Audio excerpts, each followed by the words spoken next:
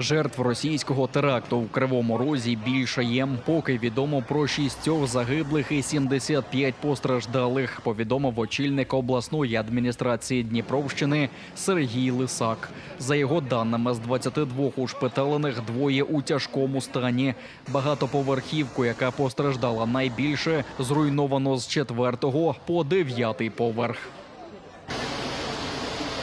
До рятувальної операції на руїнах багатоповерхівки залучили 350 рятувальників. Вони продовжують витягати з-під завалів уцілілих, але і жертв може бути значно більше, поки триває операція. Загалом, за даними міської влади, від російського ракетного удару постраждало до 1000 будинків. Нами розгорнуті штаби. Один штаб на вході в 60-ту школу, другий штаб на вході в центральний корпус катера.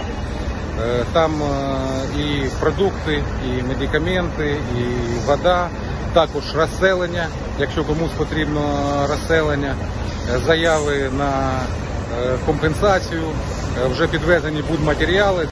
Росіяни вдарили по Кривому Рогу зранку 2 балістичними ракетами. Мішенню терористів був також університет і адміністративна будівля. 1 серпня у Кривому Розі день жалоби за загиблими містянами.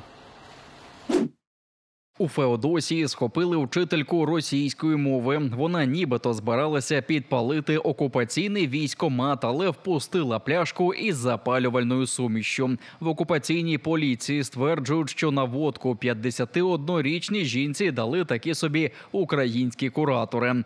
Вони, мовляв, назвалися представниками банку, а потім ФСБ і схиляли до підпалу. Цікаво, що вчителька зі своїм чоловіком підтримувала війну та допомагала окупантам. Ще одного палія схопили у Севастополі. 63-річний чоловік розбив пляшку з коктейлем Молотова біля окупаційної військової комендатури. Будівля не постраждала. Чоловіка обробляють окупаційні силовики.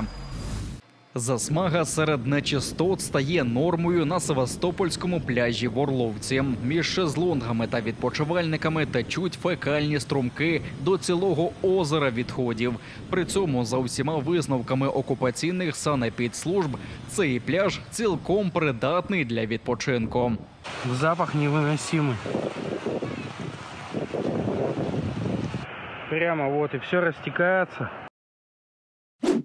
До 10 вибухів чули надвечір в окупованому Сімферополі. Місцеві жителі повідомляють про гучні звуки з північної частини міста. Про це ж повідомляють і проросійські пабліки, припускаючи нову атаку українських дронів. А от окупаційна влада після нетривалих роздумів почала все заперечувати. Радник Аксьонова Олег Крючков запевняє сімферопольців, що ті нічого не чули, а будь-які повідомлення про вибухи, мовляв, українська провокація.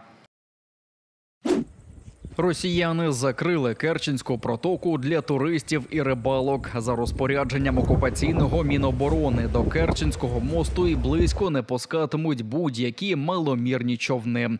Під обмеження потрапляють прогулянкові і вітрильні судна, надувні човники, гідроцикли, віндсерфи тощо. Заборона не діє лише на кораблі, катери і судна російського флоту та дотичних структур. Крім того, забороняють ставати на якір, брати проби ґрунту з дна Керченської протоки та рибалити там.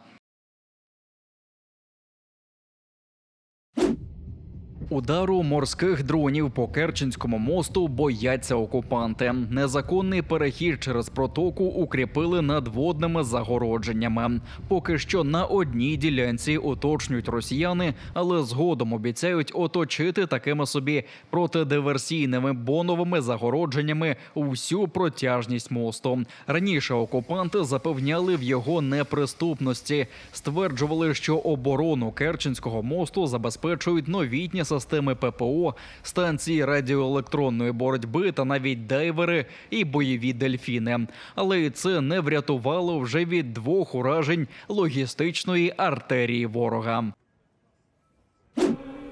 Долучитися до резерву відновлення Криму закликав голова Меджлісу Рефат Чубаров. Йдеться про майбутніх держслужбовців, які працюватимуть на півострові після вигнання російських окупантів. Чи не найбільша потреба в правоохоронцях, суддях та інших, щоб замінити тих, хто співпрацював з окупантами? Залишити заявку можна у формі Національної агенції з питань державної служби, що доступна за QR-кодом на екрані.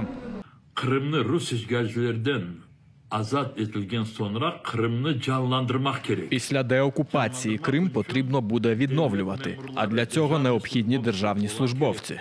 Тому, якщо не ви будете серед цих людей, то хто відновлюватиме Крим? Тож не соромтеся, а вже зараз реєструйтеся до кадрового резерву. Ve şimdi bu kadro rezervlerine yazılmış, orada olmuş. Раніше постійна представниця президента в Криму Таміла Ташева розповіла, що вже більше 1000 охочих подалися до резерву відновлення. 80% з них цікавляться саме роботою на півострові. Загалом відновлені державні органи у Криму потребуватимуть приблизно 50 000 службовців.